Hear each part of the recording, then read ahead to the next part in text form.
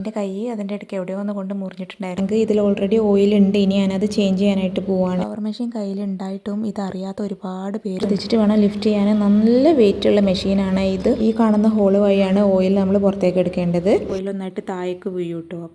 Hi hello, welcome back to my channel mad about stitching. അപ്പോൾ ഇന്ന് ഞാൻ ജാക്കിൻ്റെ മെഷീനിൽ ഓയിൽ ചേഞ്ച് ചെയ്യുന്നത് എങ്ങനെയാണ് കേട്ടോ കാണിക്കാൻ വേണ്ടി പോകുന്നത്. എൻ്റെ കയ്യിൽ ജാക്കിൻ്റെ A2C സീരീസാണ് കേട്ടോ ഉള്ളത്. മെഷീൻ ടേബിളിൽ ഇതുപോലൊരു സാധനം കാണാം കേട്ടോ. അതിലേക്കാണ് നമ്മൾ മെഷീനെ ലിഫ്റ്റ് ചെയ്തിട്ട് കിടത്തേണ്ടത്. നമ്മൾ എലാസ്റ്റിക്കൊക്കെ വാങ്ങിക്കുമ്പോൾ ആ റോളോട് കൂടി വാങ്ങിക്കുമല്ലോ, അപ്പോൾ നമ്മൾ അതിലാണ് കേട്ടോ സ്റ്റോർ ചെയ്ത് വെക്കുക. അതിലേക്ക് വേണം നമ്മൾ മെഷീനെ പൊക്കിയിട്ട് കിടത്താനായിട്ട്. മെഷീൻ ലിഫ്റ്റ് ചെയ്യുമ്പോൾ നന്നായിട്ട് ശ്രദ്ധിച്ചിട്ട് വേണം ലിഫ്റ്റ് ചെയ്യാൻ. നല്ല വെയിറ്റുള്ള മെഷീനാണ് ഇത്. അപ്പോൾ ഒറ്റ കൈ വെച്ചിട്ടൊന്നും ഒരിക്കലും ലിഫ്റ്റ് ചെയ്യാനായിട്ട് നമ്മളെ കൊണ്ട് പറ്റൂല. അതിനായിട്ട് ശ്രമിക്കുകയും ചെയ്യരുത്. രണ്ട് കൈ യൂസ് ചെയ്തിട്ട് അത്യാവശ്യം പവർ കൊടുത്തിട്ട് തന്നെ ലിഫ്റ്റ് ചെയ്യുക. ഇതാണ് ഓയിൽ ടാങ്ക്. ഇതിൽ ഓൾറെഡി ഓയിൽ ഉണ്ട്. ഇനി ഞാനത് ചേഞ്ച് ചെയ്യാനായിട്ട് പോവാണ്. ഓയിലിൻ്റെ കളറൊക്കെ മാറിയിട്ടുണ്ട് കേട്ടോ. 4 മാസം കൂടുമ്പം എന്തായാലും ഓയിൽ ചേഞ്ച് ചെയ്യാനായിട്ട് ശ്രദ്ധിക്കണം കേട്ടോ. ഇതാണ് കേട്ടോ ഓയിൽ ടാങ്കിൻ്റെ അടിവശം. ഈ കാണുന്ന ഹോള് വഴിയാണ് ഓയിൽ നമ്മൾ പുറത്തേക്ക് എടുക്കേണ്ടത്. അവിടെ ഒരു സ്ക്രൂ ഉണ്ട്, അതെടുത്ത് കളഞ്ഞാൽ മതി. സ്ക്രൂ ഉൾവശമാണ് കേട്ടോ ഉള്ളത്, അടിവശമല്ല. ഇതൊരു മാഗ്നറ്റിൻ്റെ റിംഗ് ആണ് കേട്ടോ. അത് നമ്മൾ വല്ല കൈ ഉപയോഗിച്ചിട്ടോ അല്ലെങ്കിൽ ഇതേപോലത്തെ ഒരു സ്ക്രൂ ഡ്രൈവർ ഉപയോഗിച്ചിട്ടോ എടുത്തൊന്ന് മാറ്റണം. അപ്പോൾ അവിടെ ആയിട്ട് നമുക്ക് ഒരു സ്ക്രൂ കാണാം. അത് നമ്മൾ അഴിച്ച് മാറ്റണം കേട്ടോ. അപ്പോൾ അതുവഴിയാണ് ഓയിൽ പുറത്തേക്ക് പോവുക. സ്ക്രൂ അഴിച്ച് മാറ്റുന്ന സമയത്ത് തന്നെ നമ്മൾ ആ ഹോളിൻ്റെ അവിടെ എന്തെങ്കിലും ഒരു പാത്രം വെച്ച് കൊടുക്കണം. അല്ലെങ്കിൽ ഓയിലൊന്നായിട്ട് താഴേക്ക് വീഴും കേട്ടോ. അപ്പോൾ അതിന് ആ ഓയിൽ കളക്ട് ചെയ്യാനായിട്ട് നമ്മളൊരു പാത്രം വെച്ച് കൊടുക്കണം കേട്ടോ ആദ്യം തന്നെ. എന്നിട്ട് നമ്മൾ സ്ക്രൂ അഴിച്ച് മാറ്റാൻ പാടുള്ളൂ.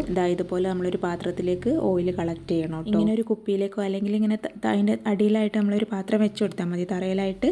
അപ്പോൾ അതിലേക്ക് ഓയിൽ വീണോളും. ഇനി നമ്മൾ ഒരു തുണി ഉപയോഗിച്ചിട്ട് ഒരു കോട്ടൺ മെറ്റീരിയൽ യൂസ് ചെയ്തിട്ട് നന്നായിട്ട് ക്ലീൻ ചെയ്തെടുക്കണം കേട്ടോ. ഉള്ളിലൊക്കെ നന്നായിട്ട് തുടച്ചെടുക്കണം. പൊടി ഉണ്ടാവാൻ ചാൻസ് ഉണ്ട്. പിന്നെ ഈ നൂലിൻ്റെ പീസുകളുണ്ടാവും. നമ്മൾ ഈ ഹെവി വർക്കുള്ള ഡ്രസ്സൊക്കെ സ്റ്റിച്ച് ചെയ്തിട്ടുണ്ടെങ്കിൽ അതിൻ്റെ പാർട്സൊക്കെ ഇതിൽ വീണ് കിടക്കാൻ ചാൻസ് ഉണ്ട് കേട്ടോ. അപ്പോൾ അതൊക്കെ നന്നായിട്ട് ക്ലീൻ ചെയ്തിട്ട് എടുക്കണേ. 4 മാസം കൂടുമ്പോൾ നമ്മൾ എന്തായിട്ട് ഓയിൽ ചേഞ്ച് ചെയ്യാനായിട്ട് ശ്രദ്ധിക്കണം കേട്ടോ. ഇല്ലെങ്കിൽ ഈ ഓയിൽ ടാങ്കിൻ്റെ കളറിന് വരെ മാറ്റം ഉണ്ടാവും. ഒരു ബ്ലാക്ക് കളറിലേക്ക് ഓയിൽ ടാങ്ക് മാറും. അതുപോലെ തന്നെ ഓയിലും നന്നായിട്ട് കളർ ചേഞ്ച് ആവും കേട്ടോ. അതിങ്ങനെ വൈകിക്കുന്നത് മെഷീൻ്റെ പെർഫോമൻസിനെ നന്നായിട്ട് ബാധിക്കും. നമ്മൾ നന്നായിട്ട് യൂസ് ചെയ്യുന്ന മെഷീനാണെന്നുണ്ടെങ്കിൽ ഒരു 3 മാസമൊക്കെ ആകുമ്പോഴത്തേക്കും തന്നെ ഓയിലിൻ്റെ കളറ് നന്നായിട്ട് മാറ്റം വരാനുള്ള ചാൻസസ് ഉണ്ട്. അപ്പോൾ തന്നെ നമ്മൾ മാറ്റി കൊടുക്കുന്നതാണ് ഏറ്റവും നല്ലത് കേട്ടോ. പവർ മെഷീൻ കയ്യിലുണ്ടായിട്ടും ഇതറിയാത്ത ഒരുപാട് പേരുണ്ട്. ഓയിൽ ചേഞ്ച് ചെയ്യാണ്ട് 1 വർഷം വരെയൊക്കെ യൂസ് ചെയ്തവരുണ്ട് എന്നൊക്കെ ഞാൻ കേട്ടിട്ടുണ്ട്. പവർ മെഷീൻ നമ്മൾ വാങ്ങിക്കുമ്പോൾ അതിൻ്റെ യൂസിങ് മനസ്സിലാക്കുന്ന പോലെ തന്നെ പ്രധാനമാണ്, അല്ലെങ്കിൽ അതിനേക്കാൾ കൂടുതൽ പ്രധാനമാണ് അതിൻ്റെ ക്ലീനിങ്ങും മെയിൻ്റെനൻസും ഒക്കെ കേട്ടോ. കാരണം നമ്മുടെ നോർമൽ മെഷീൻ പോലെയല്ല. എന്തെങ്കിലും കംപ്ലൈൻറ്റ് ഉണ്ടായിട്ടുണ്ടെങ്കിൽ അതിൻ്റെ റിപ്പയറൊക്കെ അത്യാവശ്യം നല്ല കോസ്റ്റ്ലിയാണ് കേട്ടോ. ഈ ഓയിലാണ് കേട്ടോ ഇനി നമ്മൾ ഓയിൽ ടാങ്കിലേക്ക് ഒഴിക്കാനായിട്ട് വേണ്ടി പോകുന്നത്. ഈ ഒരു കളറിലാണ് ഓയിൽ ഉണ്ടാവുക. നമ്മൾ വാങ്ങിക്കുന്ന സമയത്ത് കണ്ടോ, നമ്മൾ അതിൽ നിന്ന് എടുത്ത ഓയിലാണ് ഒരു യെല്ലോ കളറിലേക്ക് മാറിയത് കണ്ടില്ലേ. അപ്പോൾ അത്രയും കളർ വ്യത്യാസം വരും. നമ്മൾ വൈകിക്കും തോറും അതൊരു ഗ്രീസ് പോലെയൊക്കെ ബ്ലാക്ക് കളറിലേക്ക് വരെ മാറും. അപ്പോൾ അതിനൊന്നും നിൽക്കരുത് കേട്ടോ. പെട്ടെന്ന് തന്നെ ഓയിൽ ചേഞ്ച് ചെയ്യാനായിട്ട് ശ്രദ്ധിക്കണേ. ഇനി നമ്മൾ ഓയിൽ ഈ ഓയിൽ ടാങ്കിലേക്ക് ഒഴിച്ചു കൊടുക്കണം. ഒഴിക്കുന്ന സമയത്ത് നമ്മൾ ആ സ്ക്രൂ ഒക്കെ ടൈറ്റ് ആക്കിയിട്ടുണ്ടോ എന്ന് ഉറപ്പ് വരുത്തണം. പിന്നെ ആ റിംഗ് മാഗ്നറ്റ് ഉണ്ടല്ലോ, അതൊക്കെ അവിടെ ഏതാ സ്ഥാനത്ത് തന്നെ വെച്ചിട്ടുണ്ടോ എന്നൊക്കെ ഉറപ്പാക്കിയിട്ട് വേണം കേട്ടോ ഓയിൽ ഒഴിക്കാൻ. ഇല്ലെങ്കിൽ അതുവഴി ലീക്ക് ഉണ്ടാവാനുള്ള ചാൻസസ് ഉണ്ട്. മെഷീൻ നമ്മൾ തുണി വെച്ച് തുടയ്ക്കുന്ന സമയത്ത് നന്നായിട്ട് ശ്രദ്ധിക്കണം. എൻ്റെ കൈ അതിൻ്റെ ഇടയ്ക്ക് എവിടെയോ ഒന്ന് കൊണ്ട് മുറിഞ്ഞിട്ടുണ്ടായിരുന്നു. അത്യാവശ്യം മൂർച്ചയുണ്ട് അതിൻ്റെ ഉൾഭാഗമൊക്കെ. അപ്പോൾ അതൊന്ന് ശ്രദ്ധിക്കണേ. നമ്മൾ ഓയിൽ ഒഴിച്ചു കൊടുക്കുമ്പോൾ ശ്രദ്ധിക്കേണ്ട ഒരു കാര്യമാണ്, ഇവിടെ ഇങ്ങനെ അടയാളപ്പെടുത്തിയിട്ടുണ്ട് ഹൈ ആൻഡ് ലോ എന്ന്. അതിൽ ഹൈ എഴുതിയത് വരെയാണ് നമ്മൾ ഓയിൽ ഒഴിച്ചു കൊടുക്കേണ്ടത്. അതിൻ്റെ മേലേക്ക് ഒഴിക്കേണ്ട ആവശ്യമില്ല. അതുപോലെ തന്നെ അതിൻ്റെ താഴെ ആവാതെ ശ്രദ്ധിക്കണം കേട്ടോ. ആ ഒരു അടയാളം വരെയാണ് നമ്മൾ ഓയിൽ ഒഴിച്ചു കൊടുക്കേണ്ടത്.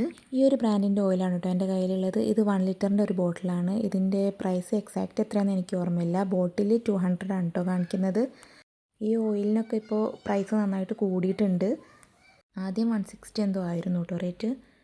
ഈ ഒരു 1 ലിറ്ററിൻ്റെ ബോട്ടിൽ വാങ്ങിച്ചാൽ നമുക്ക് 2 പ്രാവശ്യം ഓയിൽ ചേഞ്ച് ചെയ്യാനായിട്ട് ഇത് മതിയാവും. ഇപ്പം നമ്മൾ മെഷീനൊക്കെ ഒന്ന് ക്ലീൻ ചെയ്ത് ഓയിലൊക്കെ മാറ്റി കൊടുത്തിട്ടുണ്ട്.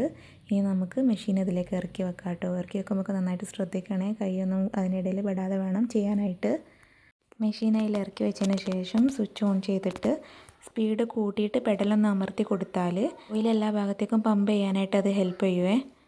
അപ്പോൾ അത്രയേ ഉള്ളൂ. വീഡിയോ എല്ലാവർക്കും ഉപകാരപ്പെട്ടിട്ടുണ്ടാവുമെന്ന് വിശ്വസിക്കുകയാണ്. ഇതുപോലുള്ള വീഡിയോസിനായിട്ട് എൻ്റെ ചാനൽ ഒന്ന് സബ്സ്ക്രൈബ് ചെയ്ത് സപ്പോർട്ട് ചെയ്യണേ. വീഡിയോ ഇഷ്ടമായിട്ടുണ്ടെങ്കിൽ ഒന്ന് ലൈക്ക് ചെയ്യണേ.